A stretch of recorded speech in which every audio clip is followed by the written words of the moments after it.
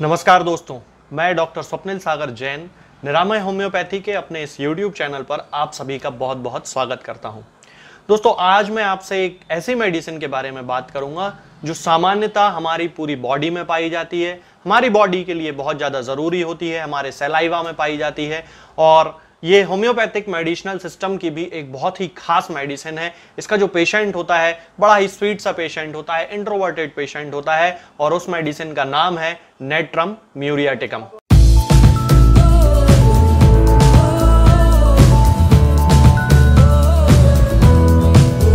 तो दोस्तों, हम लोग शुरू करते हैं। सबसे पहले हमेशा की तरह मैं आपको बताता हूं इसके मेंटल सिम्टम्स के बारे में।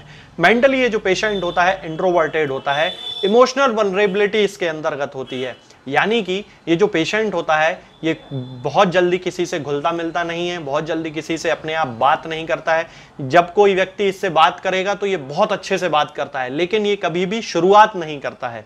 दूसरी बात, ये कभी किसी को हर्ट नहीं करते हैं। ऐसे जो पेशेंट होते हैं ये अपने ऊपर इतना कंट्रोल करके रखते हैं कि ये कभी भी किसी को हर्ट करने की कोशिश नहीं करते हैं, उसका कभी बुरा करने की कोशिश नहीं करते हैं। इसका जो तीसरा सिम्टम होता है, बहुत ही खास सिम्टम है, वो ये होता है कि ये अपने अंदर के इमोशंस को भी अपने अंदर छुपा के रखते हैं और यही छुपा लेने की इनकी आदत इनकी बीमारियों के ज्यादातर कारण बनते हैं। यानी कि बहुत सारे लोग ऐसे होते हैं, आपने अपनी लाइफ में देखे होंगे, जिनको कोई बात हर्ट कर जाती है, कोई बात बुरी लग जाती है, जो अपने गुस्से को पी लेते हैं, जो अपने गुस्से को एक्सप्रेस नहीं करते हैं और यही एक कारण रहता है कि वो मन ही मन में घुटते रहते हैं, अंदर ही अंदर कुछ ना कुछ उनके मन में दिमाग में चलता रहता है और यही कारण रहता है कि वो धीरे धीरे बीमार होने लगते हैं, धीरे धीरे उनको कई प्रकार के सिम्टम्स उनकी बॉडी में आने लगते हैं। ये ही नेट्रम म्यूरियाटिकम के खास मेंटल सिम्टम के अंतर्गत आते हैं। इसका एक और खास मेंटल सिम्टम होता है और वो यह है कि इसकी जितनी भी बीमारियां होती हैं उनके पीछे किसी ना किसी गम की, यानी कि अफसोस की, शोक की अवस्था होती है। इसका मतलब यह है कि इसकी लाइफ में कोई ऐसी घटना हो चुकी होती है जिसके कारण उसके दिमाग पे उस घटना का बहुत गहरा प्रभाव पड़ जाता है, बहुत गहरा इफेक्ट आ जाता है, वो व्यक्ति को लगातार उससे पीड़ित बना देती है। वो जो थॉट्स होते हैं उसके मन में कंटिन्यूअसली आते रहते हैं, हर कभी आते रहते हैं, उसके डीप माइंड में वो बातें बिल्कुल घर कर जाती हैं और फिर उसके साथ विभिन्न प्रकार के सिम्टम्स आने लगते हैं जो साइकिक सिम्टम्स होते हैं। यही कारण है कि नेट्रम म्यूरियाटिकम के जो पेशेंट होते हैं उनमें ज्यादातर साइकिक सिम्टम्स देखे जाते हैं। एक उदाहरण के द्वारा मैं आपको इसकी बात समझा देता हूं। मान लीजिए कि कोई लड़का है, वो किसी लड़की से प्यार करता था और वो लड़का उस लड़की से शादी नहीं कर पाया। उसके कारण वो एकदम अंदर से हर्ट हो गया और फिर धीरे धीरे उसके मन में उल्टे सीधे विचार आने लगे, सुसाइडल टेंडेंसीज डेवलप होने लगी, वो लोगों से लड़ने झगड़ने लगा, उसके अंदर मन में गुस्सा आ गया, अपने आप से गुस्सा हो गया, अपने परिवार से गुस्सा हो गया, उस लड़की से गुस्सा हो गया। ये जो सारी चीजें हैं ये ग्रीफ के अंतर्गत आती हैं, शोक के अंतर्गत आती हैं और शोक की इसी अवस्था के कारण ये जो व्यक्ति होता है, नेट्रम म्यूरियाटिकम का जो पेशेंट होता है, वो बीमार हो जाता है। मान लीजिए आपके घर में कोई छोटा बच्चा है और वो अपने दादा दादी से बड़ा अटैच्ड था। सडनली अनफॉर्चुनेटली किसी दिन उसके दादा दादी में से किसी की डेथ हो जाती है। उस बच्चे के मन पे एक प्रभाव पड़ जाता है, वो अपने दादा दादी से दूर हो जाता है और उसके अंदर एक ग्रीफ पैदा हो जाता है, एक शोक पैदा हो जाता है और धीरे धीरे उस बच्चे का जो नेचर होता है वो बदलने लगता है। आपने कुछ दिन पहले एक पिक्चर आई थी, वो आपने शायद मूवी वो देखी हो, गैंग्स ऑफ वासेपुर जिसे बोला था।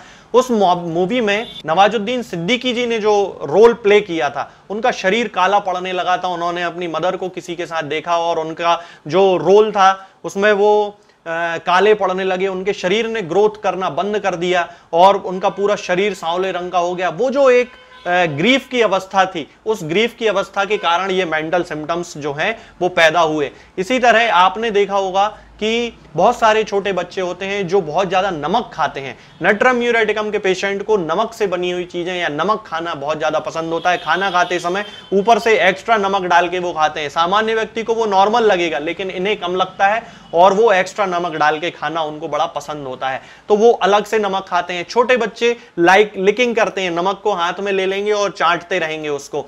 तो ये जो नमक खाने की आदत होती है, इसके कारण उनकी भूख तो अच्छी होती है लेकिन उनका वजन नहीं बढ़ता है, शरीर का रंग जो होता है वो सांवला पड़ता चला जाता है। ये एक सिम्टम है खास नेट्रम यूरेटिकम के अंतर्गत जो आता है। ये अपने जमाने के जो पुरानी बातें होती हैं इनके दिमाग में फिट हो जाती हैं, वो पुरानी बातें सोचते रहते हैं, उन्हीं में उनका दिमाग घूमता रहता है और धीरे धीरे फिर उनके अंदर साइकिक टेंडेंसीज डेवलप हो जाती हैं। यदि हम इसकी जनरलिटीज की बात करते हैं तो ये जो पेशेंट होता है इसको सुबह 10 बजे के आसपास इसके सिम्टम्स में एग्रावेशन होता है, हीट से एग्रावेशन होता है, सूरज से इसको एग्रावेशन होता है, सूरज की रोशनी में इसको बड़ा दर्द होता है, बड़ी तकलीफें होने लगती हैं। पीरियोडिसिटी इसके सिम्टम्स में आती है। पीरियोडिसिटी का मतलब होता है कि सुबह 10 बजे हर दिन इसको सिर दर्द होने लगेगा, या हर दिन उसको सुबह 10 बजे बुखार आ जाएगा, या हर दिन सुबह 10 बजे उसको गैस बनने लगेगी। इस तरह की ये जो सिम्टम होते हैं ये पीरियोडिसिटी कहलाती है सिम्टम्स की। और नेट्रम यूरेटिकम में सुबह 10 बजे से दोपहर में 3 बजे तक की पीरियोडिसिटी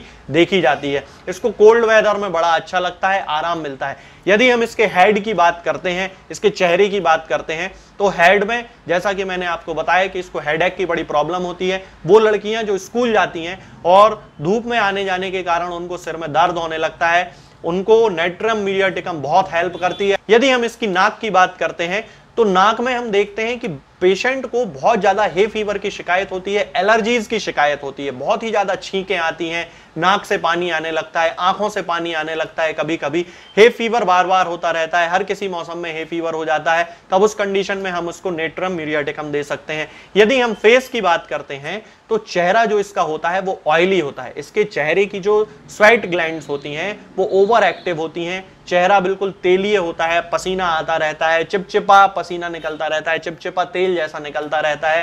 ये नेट्रम यूरेटिकम के फेस के अंतर्गत आता है। बड़ा ही खास सिम्टम है नेट्रम यूरेटिकम का। यदि हम इसके माउथ की बात करते हैं तो इसको मुंह में बार बार छाले होने की बड़ी शिकायत होती है। और वो जो छाले होते हैं वो कैसे होते हैं कि व्हाइट कलर का उनमें बेस होता है, ऊपर से छोटा सा एक टिप निकली होती है और नीचे सफेद सफेद सफेद कलर के छोटे छोटे छोटे हल्के हल्के आप देखेंगे उसमें सफेद दाने रहते हैं, सफेद कलर का उनका बेस रहता है छालों का। तो इस तरह के यदि ये छाले होते हैं किसी पेशेंट को और बार बार होते हैं तो उसकी हिस्ट्री लेकर यदि हम उसको नेट्रम यूरेटिकम देते हैं तो उसको छाले होने की जो समस्या होती है, छाले बार बार हो जाने की जो समस्या होती है वो पूरी तरह खत्म हो जाती है। इसके बाद हम बात करते हैं इसकी एक्सट्रीमिटीज के बारे में। तो इसके जो हाथ पैर होते हैं पेशेंट के वो बहुत ज्यादा कमजोर होते हैं, खास तौर से छोटे बच्चे जो होते हैं जो कि चलना फिरना बोलना थोड़े अपने जो नॉर्मल एज है उसके बाद स्टार्ट करते हैं। लेट लर्निंग टू वॉक इसको बोला जाता है। ये दो प्रकार का सिम्टम होता है दोस्तों। एक होता है कैलकेरिया कार्ब में जिसमें वो लेट चलना शुरू करते हैं क्योंकि उनकी हड्डियां कमजोर होती हैं, और दूसरा सिम्टम होता है नेट्रम यूरेटिकम में वो लेट चलना इसलिए शुरू करते हैं क्योंकि वो सीख नहीं पाते हैं, वो लर्न नहीं कर पाते हैं। तो लेट लर्निंग टू वॉक नेट्रम यूरेटिकम के अंतर्गत आता है। इसका एक बहुत खास सिम्टम ये होता है दोस्तों कि ये जो पेशेंट होता है ये जहां पर रोने की स्थिति होती है वहां पर ये रो नहीं पाता है। जैसे कि मान लीजिए इसके घर में कोई ऐसी दुर्घटना हो गई है, किसी की डेथ हो गई है, तो वो पेशेंट, कई बार आपने देखा होगा कई लोगों को रोना बिल्कुल नहीं आता है, वो एकदम से उनके आंसू सूख जाते हैं जैसे कहा जाता है।